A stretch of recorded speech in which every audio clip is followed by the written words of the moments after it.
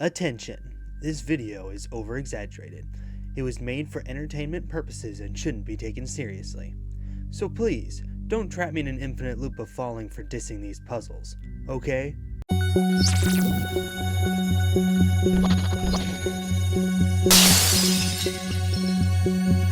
Why is it that we get no details when we first start the game? You literally wake up and go along with whatever this AI voice says. In fact, not once in this game do we learn the protagonist's name while playing. You have to look it up just to find it as simply Shell. We never even learn how Shell ended up in Aperture Science to begin with. I suppose things like this aren't that important for a puzzle game, but I appreciate a good story, and so far this hasn't been the way to do it. This Aperture Science material emancipation grid will vaporize any unauthorized equipment that passes through it. I suppose Shell is authorized equipment. I hate these cameras. Stop watching me. These appear to be balls of condensed electricity. Not only do these not exist, but even if they did, I bet they would move much faster than this. What the heck is this water?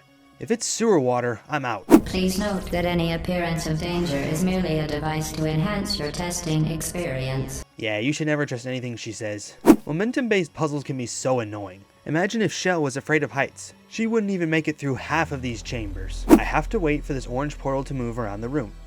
I don't like waiting. The device is now more valuable than the organs and combined incomes of everyone in Subject Hometown here.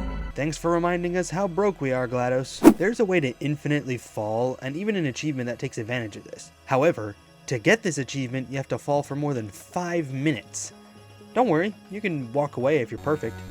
But if not, you have to do it all over again. For the longest time, I wondered why we could only put portals on these white surfaces. The reason? Well, you have to play the sequel to find out. So have fun being annoyed until then. These radios are in every single chamber.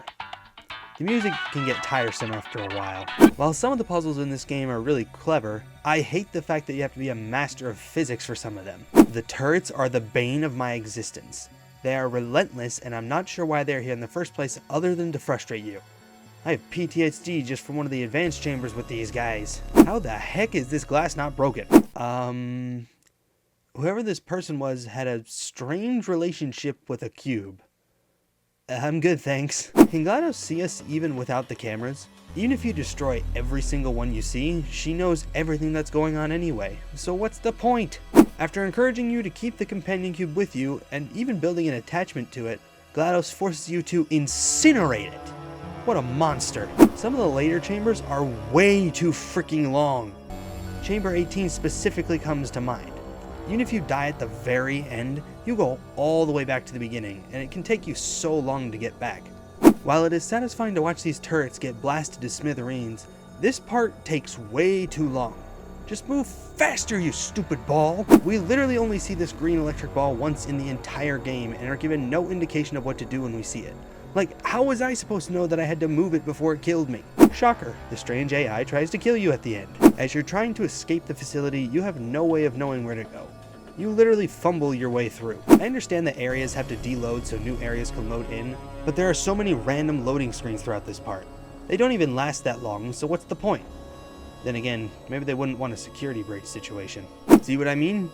GLaDOS always knows even with no cameras around. Surprise! More turrets! How exactly was I supposed to know to break this pipe to get a cube? That had never happened until now. During the GLaDOS boss fight, she is talking the entire time.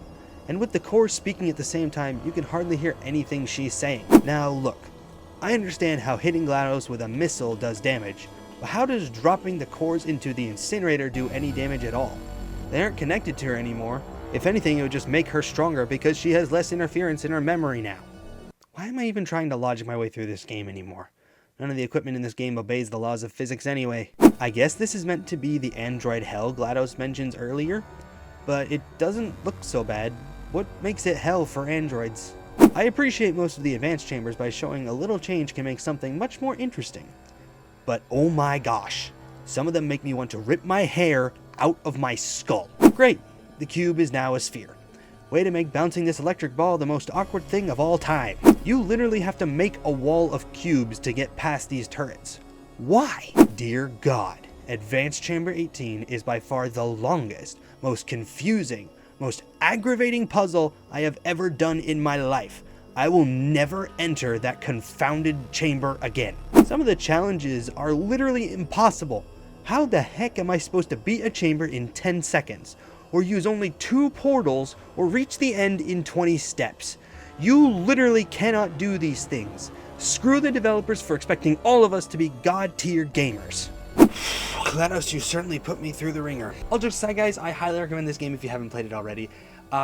I'm not as much of a puzzle guy, but I still really enjoyed the mechanics that this game has to offer, and Portal 2 is even better. If you guys enjoyed this video, please leave a like and subscribe, helps me out tremendously, and leave a comment telling me how Portal gives you some rage. Thank you all so much for watching, and hope you have a great day.